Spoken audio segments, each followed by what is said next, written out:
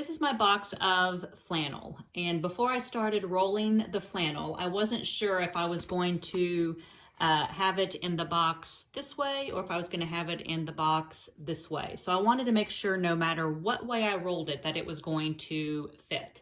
So the first thing that I did was to measure the width of the box, which is 12 inches, and it is 10 inches high. So instead of rolling it exactly 10 inches, I'm going to roll it 9.5, which means anything that I roll can fit in the box this way, or it will be able to fit in the box this way, leaving just a little bit on this side for smaller pieces of fabric.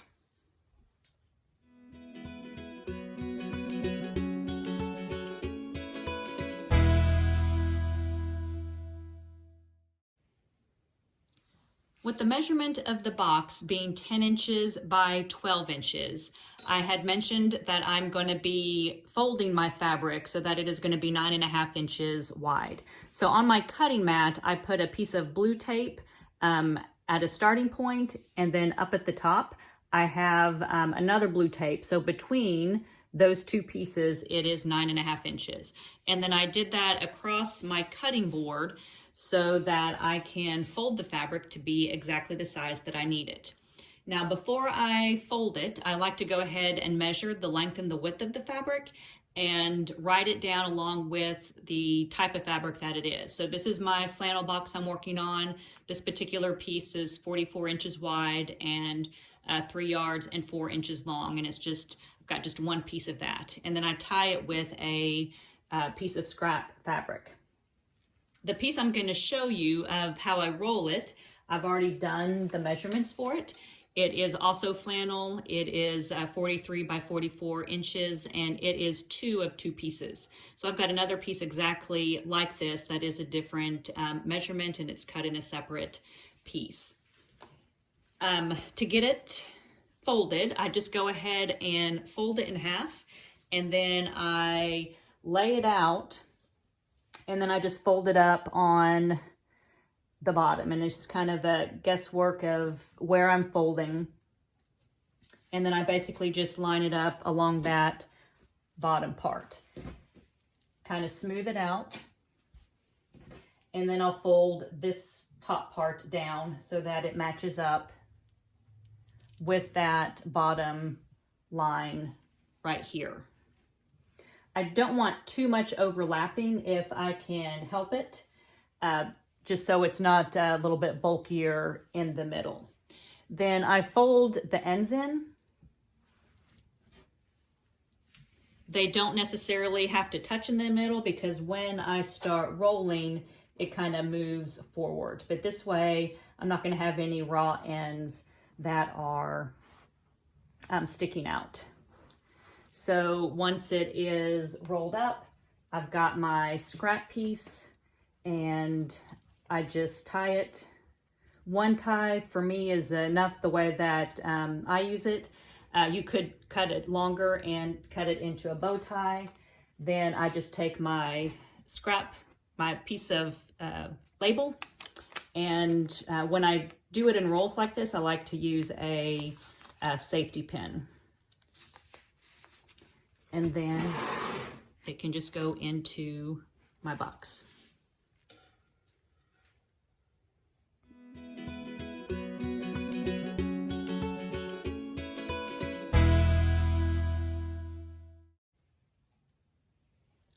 Rolling your fabric and tying it is one fun way that you can store your fabric. And another fun way to store your fabric is to basically make little mini bolts of fabric. So I've already prepared 4 little mini bolts so you can kind of see what they look like. I do keep the labels on these also just because it makes it easy to see what I have. But when you're making your mini bolts, you can use a variety of different things to wrap it around. One popular method is to use comic book backer boards. You can typically buy 100 of them for $10. If you have a local comic book shop, that's a great way to support local business, but they can also be picked up on Amazon for about that same price too. So backer boards. The backer boards are about 10 inches, about 10.5 inches tall. So it makes it a perfect size. If you're lucky enough to have a fabric store around, you might be able to get the bolts and then cut those in half to make smaller ones. You can also just use cardboard that you have around your house from Amazon boxes or shoe boxes or any type of box. Once you decide on what you're going to use to wrap your fabric around to make the mini bolts, you need to make sure that you get the measurement of the height of the bolt.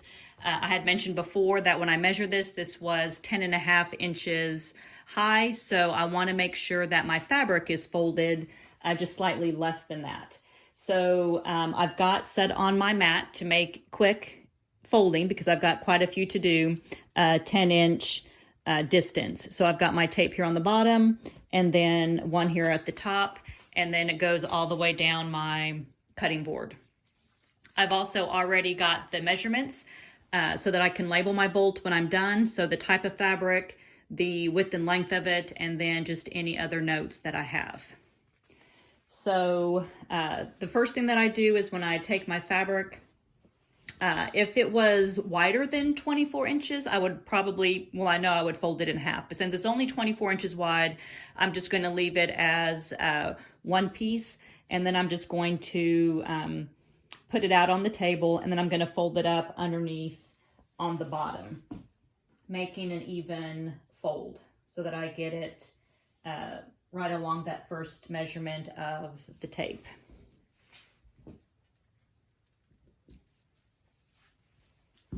Then the next thing I'm going to do is just fold it from the top so that it is right there at that 10-inch high mark.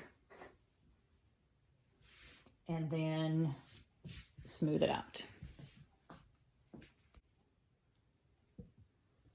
Once I have it folded so that it is the height that I need it, I place my board in the middle, and then I fold an end, one of the ends in so that the raw edges are going to be hidden. And then I just basically roll and pull that fabric. When I get to the end, this is where I need to decide if I'm just going to leave it raw edges like this, or if I want to have enough where I can fold it over and then put it right here. Now, that's enough for me to fold it over. I don't like the raw edges, and that's just a personal preference. But once I get it on there, then I basically am just going to pin my tag on. Now, when I pin the tag on, I do like to hide the point of the pin on the inside so I don't poke myself. And because I just like everything nice and neat, I'm also going to put a pin on the bottom to hold this in place. And then I have got my little mini bolt of fabric. In addition to folding over your edge and pinning it in place on your mini bolts, you can also fold it this way where we have a angle right here, could be a raw edge right here. Might be that you would fold it over and wrap it around. If it's quite a bit of fabric, the pin can go here to kind of anchor it in place. So let me just go ahead and show you how I do that. So I've pretty much have my bolt. I'm finishing up with my bolt. When I get towards the end, I'm gonna fold the top down to make a triangle and then fold it over. A pin goes right here to hold it in place. And again, I poke the pinpoint into the fabric, and then I take my label and I pin that up here at the top. So then I've got another mini bolt of fabric. So you can finish your bolts this way. Can be wrapped around the back if it needs to be wrapped around the back. You can finish your bolts this way where it is just folded over on the edge to get a edge that is not raw. No wrong way to finish your bolts, just whatever works best for you.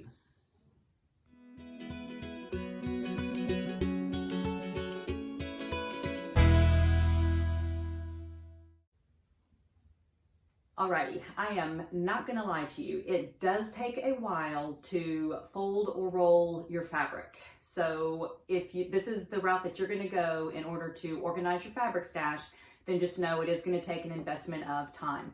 But I can definitely say it is worth it. I have been working on my oranges and my greens, and I've got most of it folded already. But as I've been working on it, I have been making my process more efficient. So let me just share with you a few of the things that I have done to be more efficient in this organization process. So the first thing is I realized I had a bunch of different sizes of fabric, and so I needed to make a decision on how much I was actually going to roll on the larger size backer boards. So I decided anything that was going to be more than a yard was going to go on the larger size backer boards. Anything that was a yard or less was going to go on the smaller ones, where I basically took the backer board, cut it in half, and so now I've got the right size for these smaller pieces, so a yard or less. I also had in my greens a piece of fabric that was 6 yards long. When I put it on this backer board, it just became really thick and unwieldy, and I didn't like how it fit. So this is actually a bolt from the fabric store that they were able to give me. I cut it in half and then put this 6 yards of fabric on this one. So one of the things that I did as I started to roll, I realized I was doing both sizes. So I basically separated the two fabrics. I did all of my greater than a yard and got those done first. And now I am working on the ones that are smaller, a yard or smaller. Something else that I did is I realized since most of my fabric is cotton, I stopped writing up at the top that it was cotton. And as I've been going, I just now have the measurement on it. So that's another thing that I've done to kind of save a little bit of time. And then I realized also that instead of measuring the fabric, then folding the fabric one piece at a time, if I went ahead and took all of my pieces that were a yard or less and just measured them all, and then right here at the corner I actually have all of those measurements. So I'm basically batching my work. So I've taken the measurements of all of these and now I'm getting ready to roll those. So batching is one way that I have kind of streamlined the process a little bit. Putting only exactly what I need on the piece of paper is another way that I have also become more efficient. And then let me show you a few other ways of how I've got my cutting board laid out and all of my materials ready. On this end of the table, I basically have all of my supplies that I need for either rolling my fabric on backer boards or rolling it up like I showed you with the flannel and then tying it with ties. So I do have some fabric scraps up here that I can use for ties. I've got my backer boards here. I've got my cut backer boards here. So this was actually a backer board that is basically cut in half. All of these, I have the exact amount for the fabric that I have right here that I need to fold on those. I've got my pins. I've got my labels pre-cut already. Just using copy paper for this. I've also got some cardstock that I can use for that. And then I just use some fabric or some scrapbooking scissors for a nice fun edge. I've got my pencil to easily write my labels. Got some snips on here, so if I need to cut any threads off of raw edges that are tangled, I can get those off. I've got some tape, if any of my tape comes off of my cutting mat. And then my safety pins, I've already used up one box of pins here, and like I said, I've got my other pins right here. So basically, oh, and then over here I've got my rotary cutter. So if I come across a piece of fabric that has an odd shaped end on it, I can just cut that odd end off. And then I've got a box at my feet that I'm throwing all of those scraps. The other thing that I've done to streamline the process is I have two different rows of tapes going along my cutting mat. So the tape that is along the bottom that you're seeing right here is the bottom row. So whether I am doing a full backer board size or if I am doing a smaller backer board size, this is where I'm using to fold my fabric. This row right here is for the smaller backer board size. So when I lay my fabric out, I'm able to get my measurement or my folds of my fabric right here. And then this top row is for the where the folds would go for the larger backer boards. So regardless of whether I am doing a yard or more of fabric with these or less than yard with these, I've got my tape already set up on my backer board so that I can get the fold from the top and the bottom to be the exact size that I need it. So basically those are the things that I'm doing to streamline everything. You can see here up on the table how nicely everything is looking. I'm super excited and can't wait to start getting it into my closet. And this is basically what my table looks like as I'm going through the process right now. And then down here, I told you at my feet is where I'm just throwing scraps. These are things that are going to be too small for just sewing projects, but I'm basically haven't figured out exactly what I'm going to do with those, but I think I am going to be cutting those down for some quilting projects. So that is basically where I am right now with the fabric organization.